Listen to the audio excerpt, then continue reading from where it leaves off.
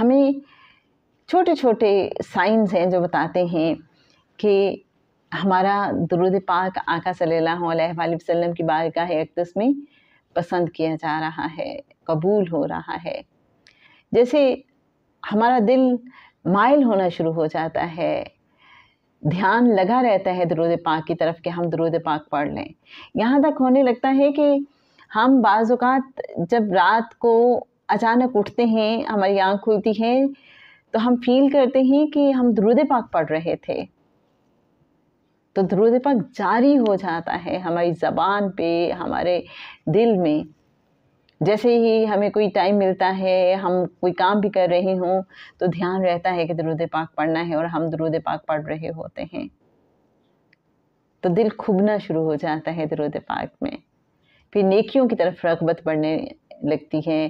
گناہوں سے دل بیزار ہونے لگتا ہے، وحشت ہونے لگتی ہے، اور اگر کوئی غلطی ہو جائے تو انسان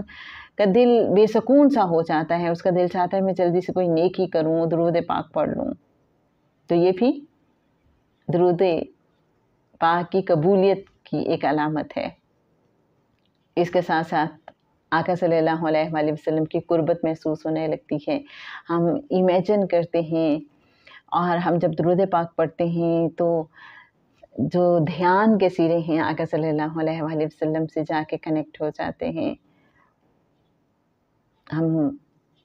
قربت محسوس کرنا شروع ہو جاتے ہیں آقا صلی اللہ علیہ وآلہ وسلم کی، اور یہ بھی ہوتا ہے کہ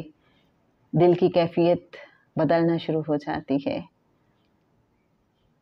انسان کا دل بڑا گداز سا ہو جاتا ہے،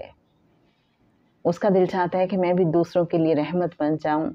کیونکہ رحمت للعالمین صلی اللہ علیہ وآلہ وسلم کی بارگاہ اقدس میں وہ درود و سلام کا نذرانہ پیش کر رہا ہوتا ہے۔ تو جناب آپ شیئر کیجئے گا کہ آپ کو کیسا محسوس ہوتا ہے جن دنوں میں آپ زیادہ درود پاک پڑھ رہے ہوتے ہیں۔